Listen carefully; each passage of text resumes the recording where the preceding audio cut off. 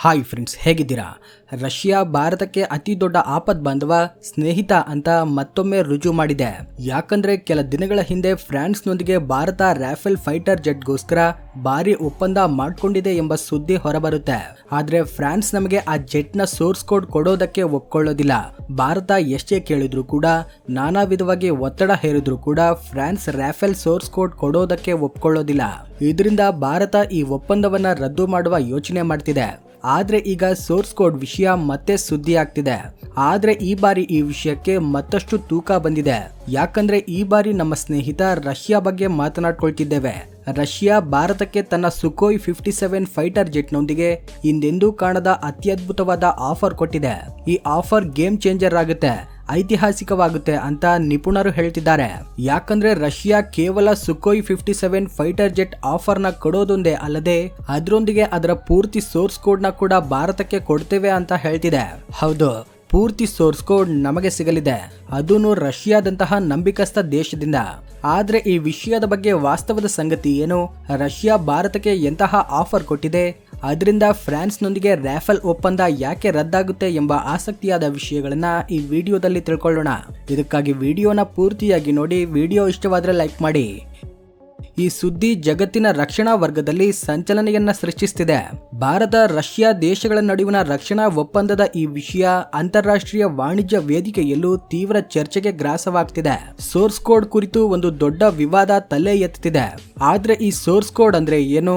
ಇದರಿಂದ ಇಷ್ಟು ದೊಡ್ಡ ಸಮಸ್ಯೆ ಯಾಕೆ ಉಂಟಾಗ್ತಿದೆ? ವಾಸ್ತವವಾಗಿ ಒಂದು ಫೈಟರ್ ಜೆಟ್ ನ ಹಾರಿಸಬೇಕಂದ್ರೆ, ಅದಕ್ಕೆ ಆಯುಧಗಳನ್ನ ಜೋಡಿಸಬೇಕಂದ್ರೆ, ಅಥವಾ ಅದರ ಪೂರ್ತಿ ಸಾಮರ್ಥ್ಯವನ್ನ ಉಪಯೋಗಿಸಬೇಕಂದ್ರೆ ಈ ಸೋರ್ಸ್ ಕೋಡ್ ತುಂಬಾ ಮುಖ್ಯವಾಗುತ್ತೆ. ಸಿಂಪಲ್ ಆಗಿ ಹೇಳೋದಾದ್ರೆ ಸೋರ್ಸ್ ಕೋಡ್ ಎಂದ್ರೆ ಒಂದು ಜೆಟ್ಗೆ ಬ್ರೈನ್ ಇದ್ದಂತೆ. ಈ ಸೋರ್ಸ್ ಕೋಡ್ ಇಲ್ಲದಿದ್ರೆ ಜೆಟ್ ಅಲ್ಲಿನ ಪೂರ್ತಿ ಶಕ್ತಿಯನ್ನ ಬಳಸಿಕೊಳ್ಳೋದು ಅಸಾಧ್ಯವಾಗುತ್ತೆ. ಸಾಮಾನ್ಯವಾಗಿ ಯಾವುದೇ ದೇಶ ಆದ್ರೂ ಕೂಡ ತಮ್ಮ ಫೈಟರ್ ಜೆಟ್ ನ ಸೋರ್ಸ್ ಕೋಡ್ ನ ಬೇರೆ ದೇಶದೊಂದಿಗೆ ಹಂಚಿಕೊಳ್ಳೋದಿಲ್ಲ. ಆದ್ರೆ ರಷ್ಯಾ ಮಾತ್ರ ತನ್ನ ಸ್ನೇಹಿತ ಭಾರತಕ್ಕೆ ಯಾವುದೇ ಸಂದೇಹವಿಲ್ಲದೆ ಸುಖೋಯ್ 57 ಸೋರ್ಸ್ ಕೋಡ್ ನ ಕೊಡಲು ಮುಂದೆ ಬಂದಿದೆ.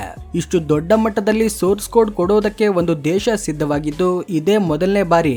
ಈ ಆಫರ್ ಎಷ್ಟು ದೊಡ್ಡದು ಅನ್ನೋದನ್ನ ಅರ್ಥ ಮಾಡಿಕೊಳ್ಬೇಕಂದ್ರೆ ನಾವು ಸ್ವಲ್ಪ ಹಿಂದಕ್ಕೆ ಹೋಗ್ಬೇಕಾಗುತ್ತೆ. ಕಳೆದ ವರ್ಷದಿಂದ ರಷ್ಯಾ ಭಾರತಕ್ಕೆ ಸುಖೋಯ್ 57 ನ ಆಫರ್ ಕೊಡ್ತಿದೆ. ಪ್ರಾರಂಭದಲ್ಲಿ ನಾವು ಒಪ್ಪಂದ ಮಾಡ್ಕೊಂಡ್ರೆ ಈ ಜೆಟ್ ಗಳನ್ನ ಮೇಕ್ ಇನ್ ಇಂಡಿಯಾ ಅಡಿಯಲ್ಲಿ ಭಾರತದಲ್ಲೇ ತಯಾರಿಸ್ತೇವೆ ಅಂತ ಹೇಳುತ್ತೆ.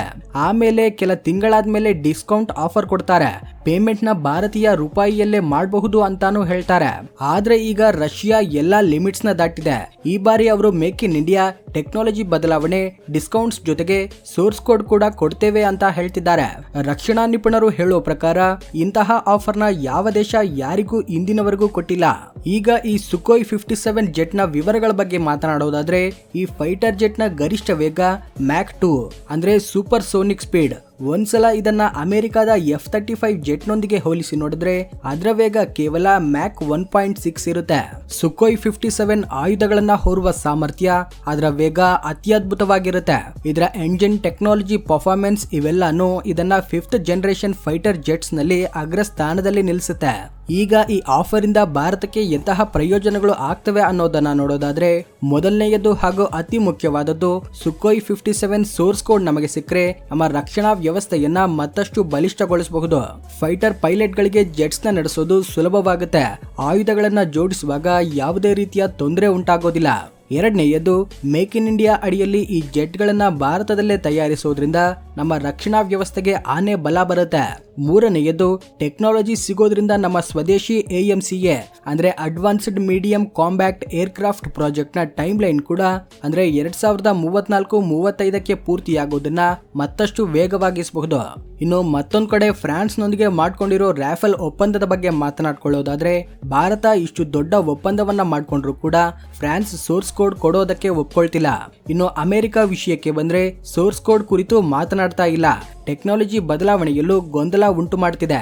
ತನ್ನ ಮಿತ್ರರಾದ UK, ಆಸ್ಟ್ರೇಲಿಯಾ, ಜಪಾನ್ ದೇಶಗಳಿಗೂ ಕೂಡ ಅಮೆರಿಕ ಪೂರ್ತಿ ಸೋರ್ಸ್ ಕೋಡ್ ಕೊಡೋದಿಲ್ಲ. ಇಸ್ರೇಲ್ನೊಂದಿಗೆ ಮಾತ್ರ ಸೋರ್ಸ್ ಕೋಡ್ ನ ಹಂಚಿಕೊಂಡಿದೆ. ಇನ್ನು ಕೆಲವೊಂದು ವೇದಿಕೆಗಳು ಏನ್ ಹೇಳ್ತಿವೆ ಅಂದ್ರೆ ಅಮೆರಿಕ ತನ್ನ F-35 ಜೆಟ್ಗಳಲ್ಲಿ ಕಿಲ್ ಸ್ವಿಚ್ ನ ಇರಿಸಿದೆಯಂತೆ. ಇದರಿಂದ ಅವಶ್ಯಕತೆ ಇದ್ದಾಗ ಆ ಜೆಟ್ ಗಳನ್ನ ರಿಮೋಟ್ ಆಗಿ ನಿಲ್ಲಿಸಬಹುದಂತೆ. ಆದ್ರೆ ರಷ್ಯಾ ನಮ್ಮೊಂದಿಗೆ ಅಂತಹ ಆಟಗಳನ್ನ ಆಡ್ತಿಲ್ಲ. Source code, technology, make in India ಇವೆಲ್ಲವನ್ನ ಭಾರತಕ್ಕೆ ಕೊಡ್ತೇವೆ ಅಂತ ಸ್ಪಷ್ಟವಾಗಿ ಹೇಳ್ತಿದೆ. ಇನ್ನು ಖರ್ಚು ವೆಚ್ಚದ ವಿಷಯಕ್ಕೆ ಬಂದ್ರೆ ಸುಖೋಯ್ 57 ಜೆಟ್ ನ ಬೆಲೆ ಸರಿಸುಮಾರು $40 ಮಿಲಿಯನ್. ಆದ್ರೆ F-57 ಫೈಟರ್ ಜೆಟ್ ನ ಬೆಲೆ $100 ಮಿಲಿಯನ್ ಗಿಂತಲೂ ಹೆಚ್ಚಿರುತ್ತೆ. ಅಂದ್ರೆ ಸುಖೋಯ್ 57 ಅರ್ಧ ಬೆಲೆಗೇನೆ ಸಿಗುತ್ತೆ. ಮೇಂಟೈನಿಂಗ್, ಲಾಜಿಸ್ಟಿಕ್ಸ್ ಖರ್ಚುಗಳು ಕೂಡ F-35 ಗಿಂತಲೂ ಸುಖೋಯ್ 57 ಗೆ ತುಂಬಾ ಕಡಿಮೆ. ಅಮೆರಿಕ ಮೇಕ್ ಇನ್ ಇಂಡಿಯಾಗೆ ಅಥವಾ ಟೆಕ್ನಾಲಜಿ ಬದಲಾವಣೆಗೆ ಸಿದ್ಧವಿಲ್ಲ. ರೀಸೆಂಟ್ ಆಗಿ ಅಮೆರಿಕದಿಂದ ಮತ್ತೊಂದು ಆಫರ್ ಕೂಡ ಬಂದಿದೆ. ಅದರಲ್ಲಿ ಅವರು ದರವನ್ನ ಭಾರತ ನಿರ್ಧರಿಸಬಹುದು ಅಂತ ಹೇಳುತ್ತೆ.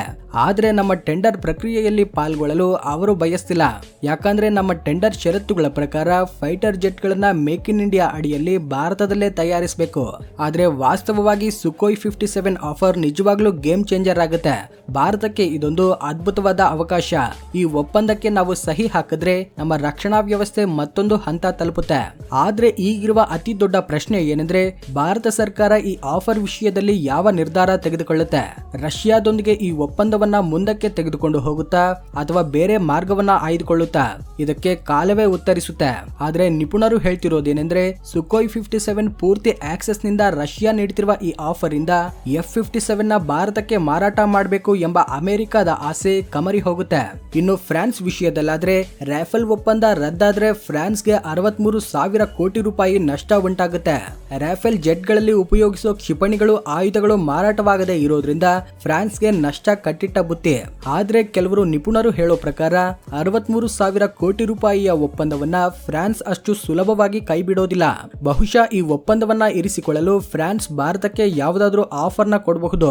ಆದ್ರೆ ಫ್ರಾನ್ಸ್ ಅಥವಾ ಅಮೆರಿಕದಿಂದ ಹೊಸ ಆಫರ್ಗಳು ಬರುತ್ತವಾ ಅಥವಾ ಭಾರತ ರಷ್ಯಾದೊಂದಿಗೆ ಈ ಒಪ್ಪಂದಕ್ಕೆ ಸಹಿ ಹಾಕುತ್ತಾ ಅನ್ನೋದು ಆಸಕ್ತಿಯಾಗಿ ಬದಲಾಗಿದೆ. ಈ ವಿಷಯದ ಬಗ್ಗೆ ನಿಮ್ಮ ಅನಿಸಿಕೆ ಏನು? ಭಾರತ ರಷ್ಯಾದೊಂದಿಗೆ ಈ ಒಪ್ಪಂದವನ್ನ ಮಾಡ್ಕೋಬೇಕಾ? ನಿಮ್ಮ ಅಭಿಪ್ರಾಯವನ್ನ ಕಮೆಂಟ್ ಮುಖಾಂತರ ತಿಳಿಸಿ. ವಿಡಿಯೋ ಇಷ್ಟವಾದ್ರೆ ಲೈಕ್ ಮಾಡಿ, ಶೇರ್ ಮಾಡಿ. ಈ ರೀತಿ ಆಸಕ್ತಿಯಾದ ವಿಡಿಯೋಗಳಿಗೋಸ್ಕರ ನಮ್ಮ ಚಾನೆಲ್ ನ ತಪ್ಪದೇ ಸಬ್ಸ್ಕ್ರೈಬ್ ಆಗಿ. Thanks for watching.